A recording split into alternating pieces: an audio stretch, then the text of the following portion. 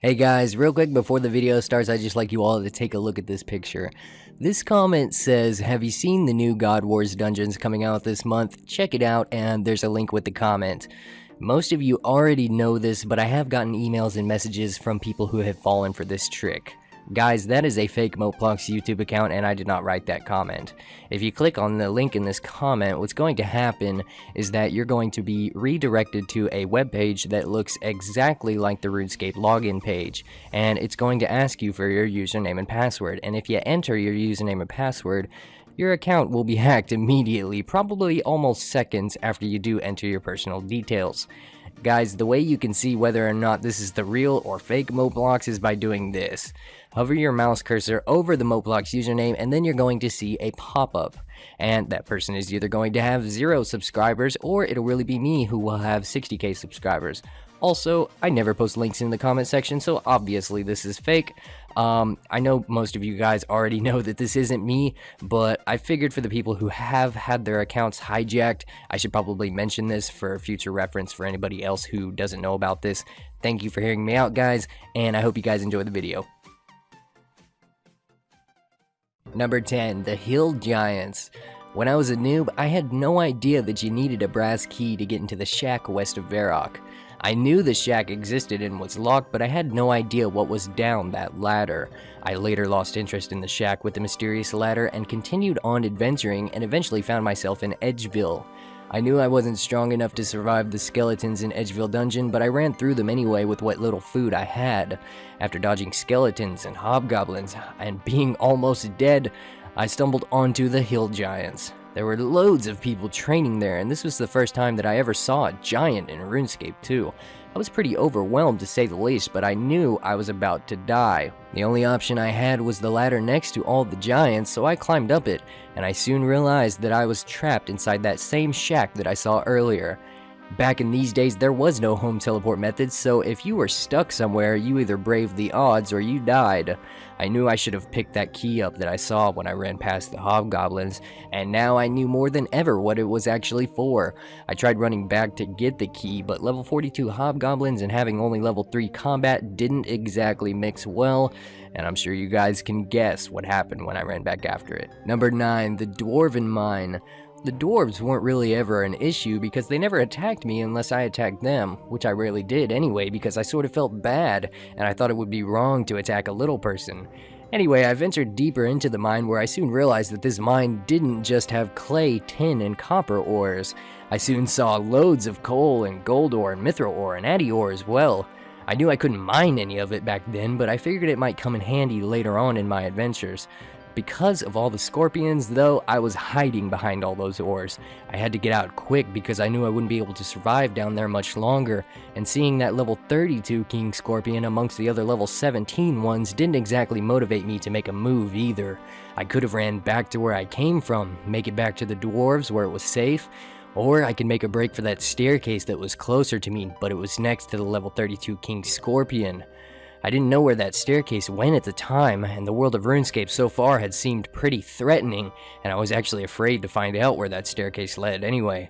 I wished I would have known that it was Falador up there because I made a break for it through all the scorpions to try to get back to the dwarves, and that didn't work out so well. Number 8, the Stronghold of Security.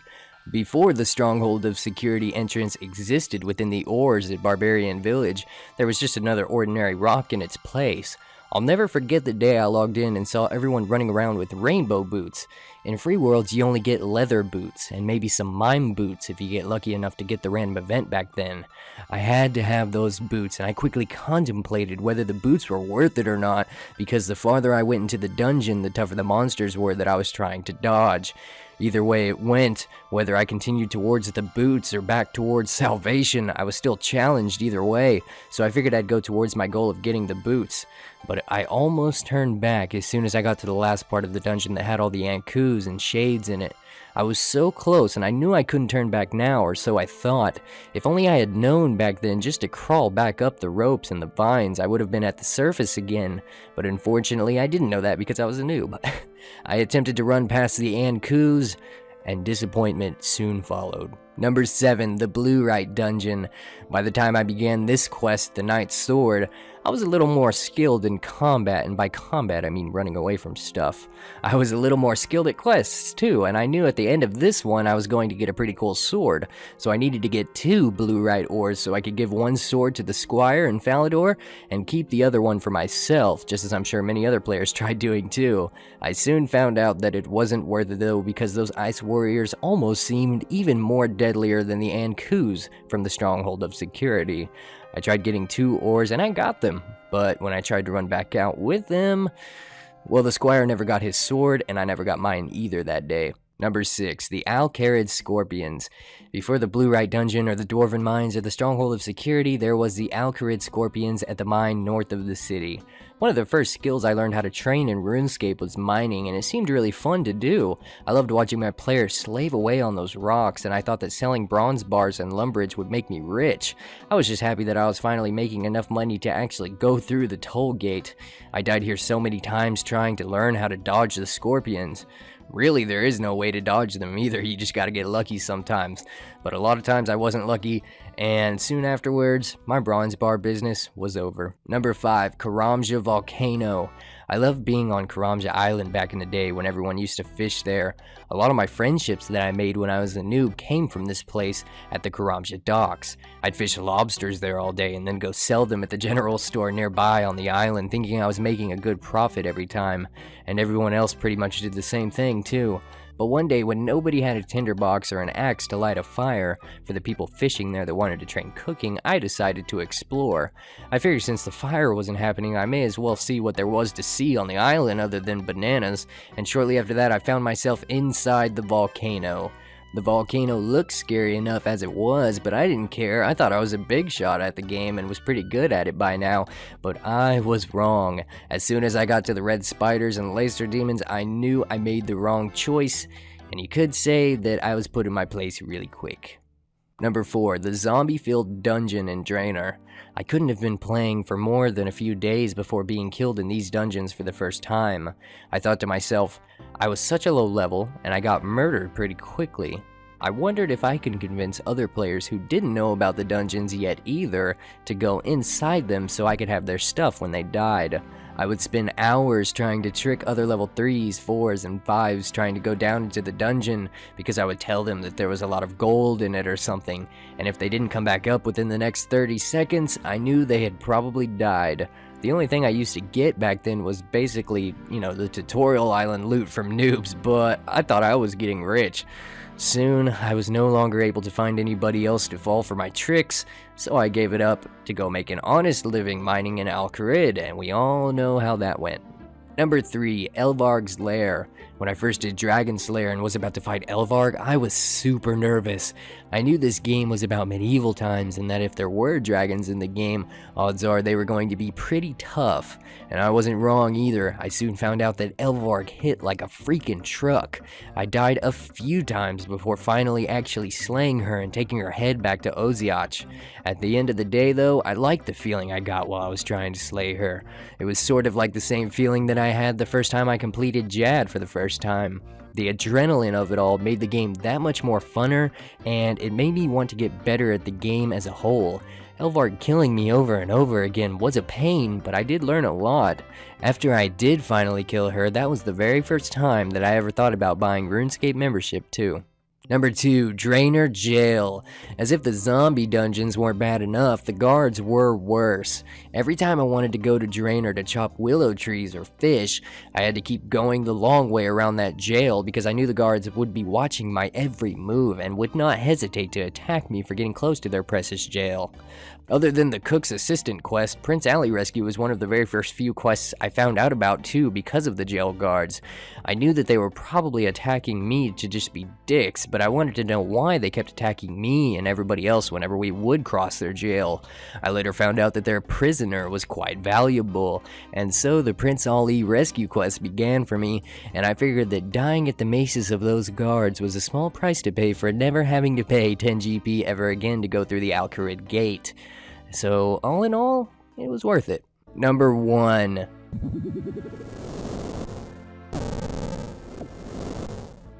Everybody recognizes that sound. That was an Earth Strike spell, and you can probably guess what number 1 is now. The very first place most, if not all of us ever died or was lured to in RuneScape, the Dark Wizards located at the entrance of Varrock. I died here so many times. People lured me here. I died walking to Varrock and not looking at the screen. I lured people here, and if I remember correctly, this really was the first place I ever died in RuneScape as a level 3. Even still to this day, there's a certain amount of caution I take passing those wizards, and I don't even know why anymore. I face some of the toughest monsters in RuneScape that I am actually quite comfortable with being next to nowadays, but these guys will forever hold a place in my heart that's filled with a sense of suspicious alertness, all because of what they did to me time after time again when I was a noob. Thank you guys for watching. I hope you guys enjoyed it, and I hope this one brought back some memories for all of you that you may not have thought about for a long time, or maybe it just re-sparked some old school appreciation that you once had for areas like these that you never visit anymore in game. I had a lot of fun making this one, and also, by the way, we're now at 60,000 subscribers on the Plox YouTube channel. That is absolutely insane, man, and I never thought I'd be making videos and live streaming for a living now. You've all really changed my life, and I owe you guys everything, so thank you. Also, I would like to shout out a friend of mine, and his name is MrAdelaideRS, RuneScape vlogging extraordinaire, and if any of you guys want to check out his videos, he makes videos about RuneScape 3. For those of you that like that game version, I think you may enjoy his videos. I believe they definitely deserve more views, and I'm happy to try and get that process going for him, and plus maybe it'll just be something new for you all to watch that you actually might really enjoy, so definitely go check him out. He seems like a great guy. Also, I have a few people to thank this go around. These people donated to the YouTube channel via the support button on the YouTube channel out of the kindness of their own hearts, so thank you, Flamin' Nation, Brian, Hell, and Nathan for donating. It really means the world to me, guys. You're all great human beings. Also, guys, please let me know if I did my job right on this one by just taking a few seconds, since it took me 7 hours to make it. Just take a few seconds to like or dislike the video. Whichever one you choose, I won't be mad. I just want to know if I'm doing my job right. And plus, likes and dislikes, regardless of whichever one this video gets, it actually gets the videos out there more for other people to watch too. So that's good all around. And leave a nice little comment down below for me to reply to. Thanks again, everybody. Happy Father's Day, all you fathers out there, and I'll talk to you guys later.